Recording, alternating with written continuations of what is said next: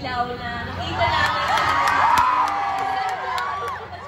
hindi sila nag-video. Talagang i-risk nila yung walang video para sa ilaw. Thank you so much, Blooms. Napaiyak niyo ang aming bebe.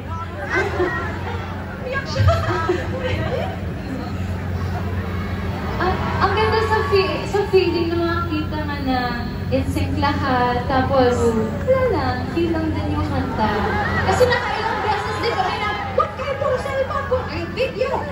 Wala, ito talaga. Minil nila yung moment. Yeah!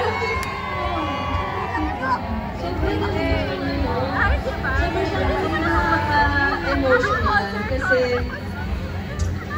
wala, isa to sa mga bagay na i-cherish namin sa buong buhay namin. Yung mga moments na ganito na, alam mo yun, once in a lifetime lang. So thank you, Bloom, sa pagbibigay ng pagmamahal sa amin.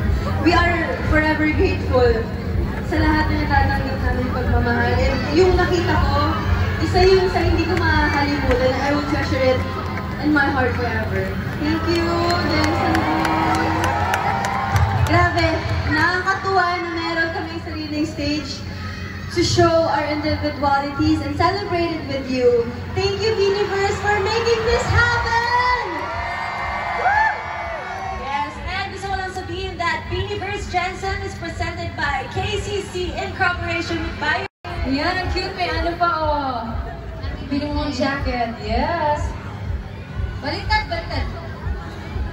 Yan. Basta ko na ito, try. Tulit! Hui daw siya, hindi ka.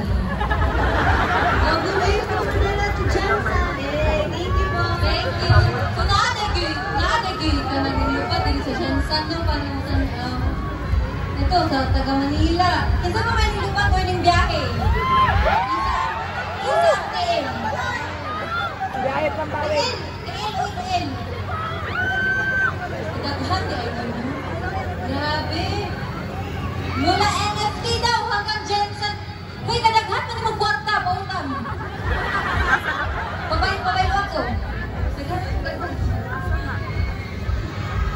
Besa kayo, hindi mo pa man si Aya. Watan dyan si Aya, ha? Sige, magbasa ko.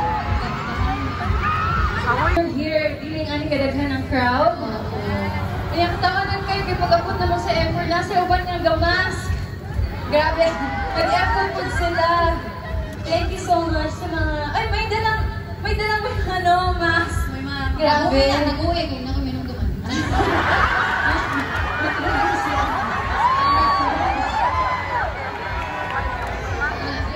Next, guys. Sana natuwa kasi na... Ano sa kanya? Sana masaya namin kayo sa performance namin kanina. And sana mas mapasaya pa namin kayo with the upcoming performances because here in Beaniverse, we not only introduce ourselves to you guys as a group, but we want to make sure that everybody gets a chance to shine and makita niyo yung individuality namin. Yes, sobrang proud po kami sa mga solo performances namin kasi kami mismo yung nag-conceptualize ng mga